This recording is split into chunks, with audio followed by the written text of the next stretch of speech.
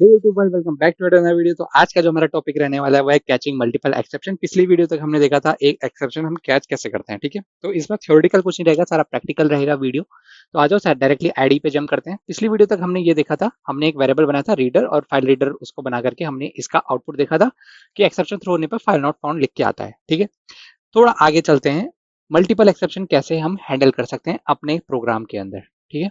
अब क्या करूंगा, लेट सपोज अगर ये फाइल एग्जिस्ट करती तो मेरा अगला काम क्या होता, मेरा अगला काम होता है इसको रीड करना। तो रीडर से मैंने क्या करवाया, रीडर READER डॉट रीड, इसको रीड करवाया, ठीक है, इनपुट स्ट्रीम से। जैसे ही इसको मैंने रीड कराया और मैं इसको एक वेरिएबल के अंदर डाल देता हूँ थोड़ी देर के लिए, ठीक है। वैल्यू करके जो भी फाइल की वैल्यू होगी वो सारी इसमें आ जाएगी। तो इसमें जब तुम होवर करोगे तो ये क्या बोलेगा, ये IO एक्सेप्शन थ्रो करने वाला है, ठीक है। अभी मैं क्या कर सकता हूँ, यहाँ से क्विक फिक्स ये दे रहा है मेरे को, सराउंड विद ट्राई कैच वो ऑलरेडी है, ठीक है। Add exception to existing catch clause, ये हम अभी डिस्कस करेंगे। Add catch clause to surround try catch. चलो इन सबको हटाते हैं, अपना खुद का लिख लेते हैं, वो तुम्हारा काम शॉर्ट करता है। मतलब आईडी का काम क्या है, तुम्हारा काम को हल्का करना है। तो मैंने खुद से लिख दिया, IO एक्सेप्शन थ्रो करने वाला था, EXCEPTION, ठीक है। और इसको मैं नाम दे देता हूँ ई। इस जैसे ही मैंने ये लिखा, यहाँ पे तुमने एक चीज देखी, यहाँ पे एक चीज देखी, ये जो यहाँ रीडर पे था रेड लाइन वो गायब हो गया जैसे ही मैंने एक्सेप्शन कैच करा। तो मैंने system dot out dot print L डाला और यहाँ पे डाला मेन एक्सेप्शन इन रीडिंग, ठीक है। इस तरीके से मैंने इसको बना दिया, ठीक है। अब जब मैं इसको एग्जीक्यूट करूंगा ना, तो ये इजीली रन होगा। और होगा क्या कंट्रोल में, इसका कंट्रोल समझो। रन करने के बाद होगा क्या, सबसे पहले वेर रीड आया, ठीक है, फाइल ही नहीं मिली तो वो सीधे इसके पास आया, कंट्रोल इसके पास आया, और ये जो दूसरा कैच ब्लॉक है ये स्किप हो जाएगा। यहाँ से कंट्रोल निकल के सीधे इसके बाहर, इस वाले के बाहर, ये जो ये मेन मेथड है मेरा, इसके बाहर आ जाएगा। तो इस तरीके से ये चलता है। अच्छा, अगर इसको ऐसा ना करें या इसका ऑर्डर चेंज कर दें, जो हम पिछली वीडियो में बात कर रहे थे, ऑर्डर मैटर करता होगा क्या। तो अगर लेट सपोज ये पूरा जो याला कैच ब्लॉक है, मैं इसको अपने उस वाले ब्लॉक के ऊपर लिख देता हूँ, किसके, इस वाले ब्लॉक के ऊपर, ठीक है।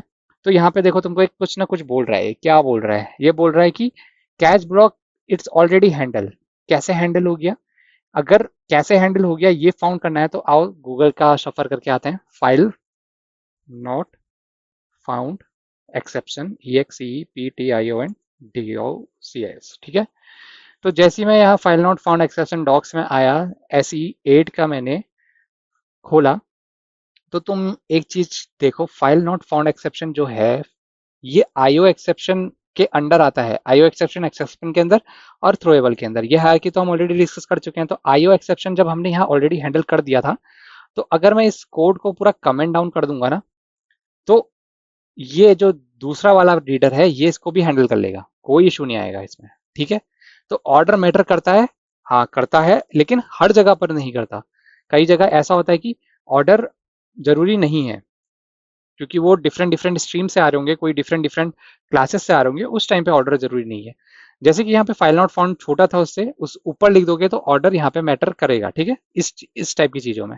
अब बात आ जाती है, अगर मल्टीपल एक्सेप्शन, दो तो हमने एक्सेप्शन ले लिए, अच्छा तीसरा एक्सेप्शन अगर हमने कुछ नया एक्सेप्शन बनाना है और कुछ ऐसा करना है कि मतलब तीन तीन एक्सेप्शन हमें एक साथ फाइंड करने हैं, तो क्या मतलब मेंटेन करने हैं, क्या कर सकते हैं उसके लिए।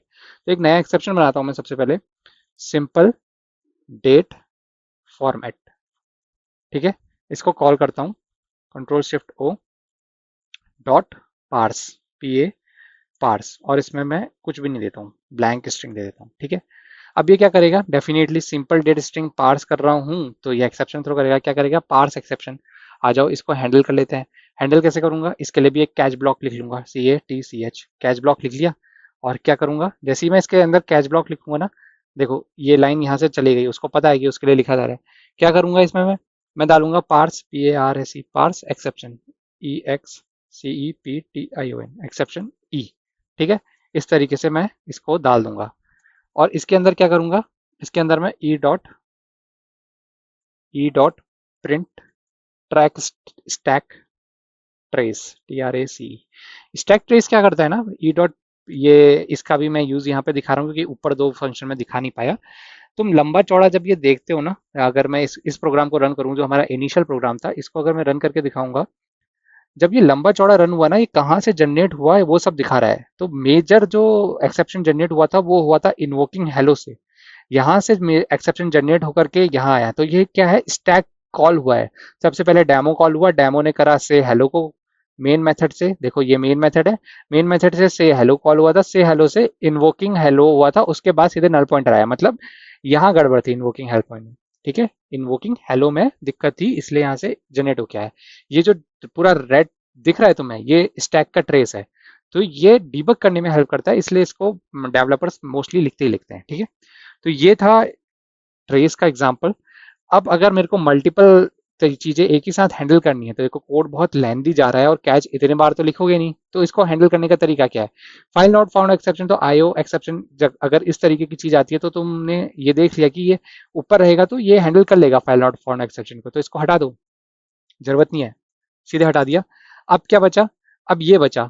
ठीक है, ये एक रह गया। अब क्या करना है, अगर एक ही कैच ब्लॉक में मल्टीपल तुम्हें करना है ना, तो एक पाइप लगाओ और सीधे इसको यहाँ डाल दो। ये जो तुम्हारा एक्सेप्शन था ना, इसको यहाँ डालते जाओ, ऐड करते जाओ, तुम्हें मल्टीपल कैच की भी जरूरत नहीं है। ठीक है, ट्राई विथ मल्टीपल कैच अगर तुम देखोगे तो बहुत सारी उसमें दिखेगा तुम्हें। ठीक है, इसमें एक ही ई रहेगा इस तरीके से, ये प्रोग्राम ऐसा रहेगा। ठीक है, तो पाइप से तुम अगर और तुम्हारी कोई एक्सेप्शन है, अगर लेट से यहाँ पे कोई फलाना ढिमकाना एक्सेप्ट, सॉरी कंट्रोल Z, अगर यहाँ पे कुछ और एक्सेप्शन आ जाता है, तो यहाँ से ई हटा देना है और उसके आगे वो एक्सेप्शन ज्वाइन करते चले जाना है। तो ठीक है, इस तरीके से तुम मल्टीपल एक्सेप्शन हैंडल कर सकते हो एक ही कैच ब्लॉक के अंदर। ठीक है, ये तरीका होता है। कई लोग मल्टीपल कैच यूज करना भी चाहते हैं क्योंकि वो ज़्यादा समझ में आता है, और कई लोग इस तरीके से भी करते हैं।